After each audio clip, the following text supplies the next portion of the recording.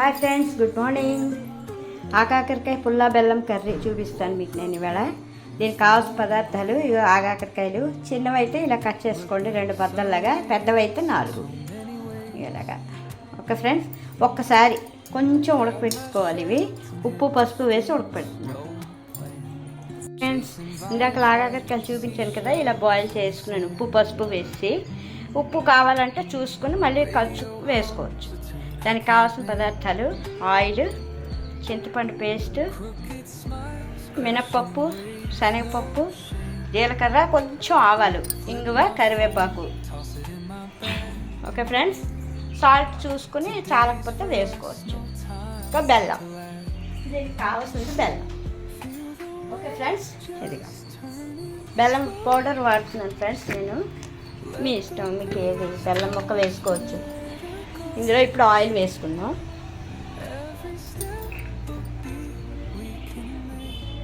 కావాల్సినంత ఆయిల్ వేసుకోండి. నువ్వుల నూనె ఉంటే వాడుకోండి, చాలా బాగుంటుంది. నెయ్యి వేసుకుని అన్నంలోని కూర నుంచి తింటే సూపర్గా ఉంటుంది. లేదంటే మీ ఇష్టం, ఏ ఆయిల్ వాడతారో ఆ ఆయిల్ అయినా వేసుకోవచ్చు. ఆయిల్ కొంచెం వేడెక్కాక పోపులు, శనగపప్పు, మినప్పప్పు, ఆవాలు, జీలకర్ర. ఓకే ఫ్రెండ్స్,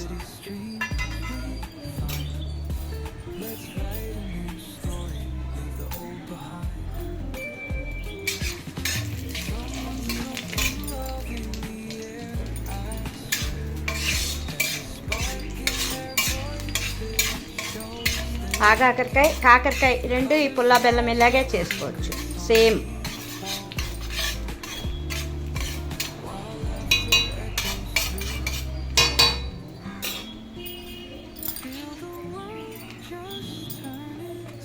దీంట్లోనే కొంచెం ఇంగువ, 1 టేబుల్ స్పూన్.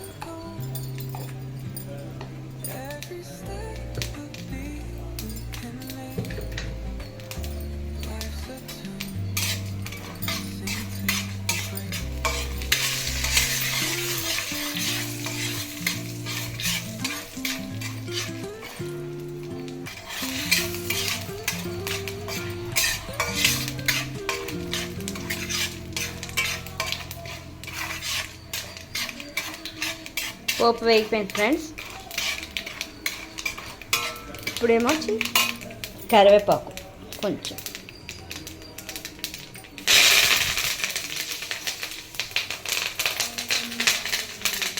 తర్వాత ఈ పుల్ల తీసి పెట్టుకున్నాం కదా ఇది.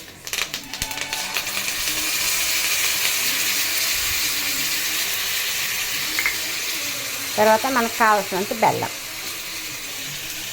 తీపి తిన్నవాళ్ళు ఎక్కువ తింటే కొంచెం ఎక్కువ వేసుకోండి, లేదంటే 1 స్పూను. నేను 3 స్పూన్లు వేస్తున్నాను ఫ్రెండ్స్ బెల్లం. పుల్ల బెల్లమే దీనికి మెయిన్ ఇంగ్రీడియంట్, మెయిన్.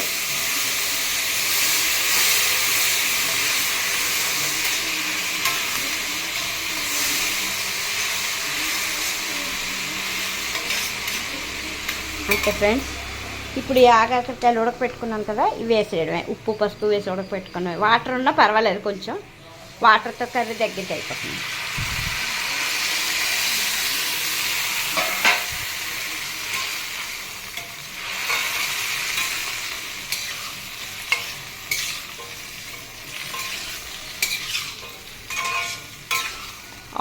ఉల్లిపాయలు వేసుకుని ఫ్రై చేసుకున్నా బాగుంటుంది. ఇలా పుల్ల బెల్లం కూరలు కూడా బాగుంటాయి. కూర వండుకునేవాళ్ళు ఇలాగా. ఓకే ఫ్రెండ్స్, ఈ వాటర్ అంతా దగ్గరికి అయిపోతే curry ready.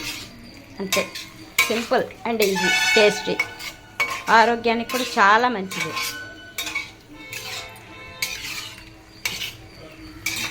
Like, share, subscribe చేయండి ఫ్రెండ్స్.